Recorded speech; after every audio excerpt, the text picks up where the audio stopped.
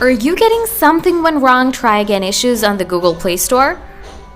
Recently, some Android phone users keep saying when they are trying to install some apps or games, it keeps loading and shows something went wrong from the Google Play Store. So in this video, I'll show you a quick way that will help you how you can solve something went wrong on an Android device. So let's get started. Firstly, check your internet speed and stability.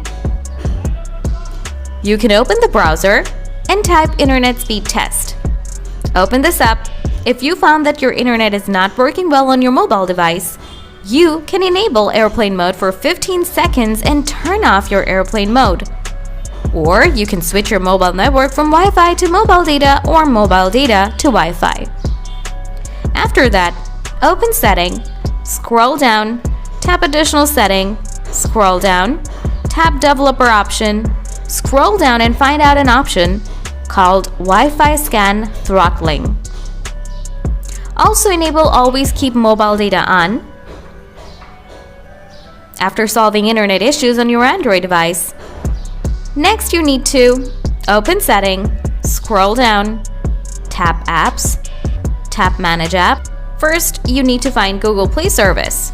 Tap Clear All Data, tap Clear All Data, tap OK. Now go back.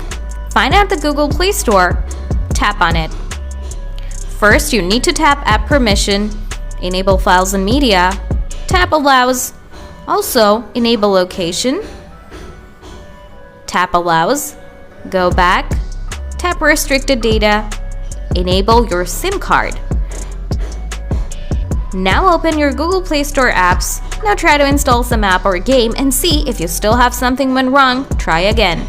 Issues with your Google no connection error in the Play Store. Please let me know in the comment section. Thanks for watching.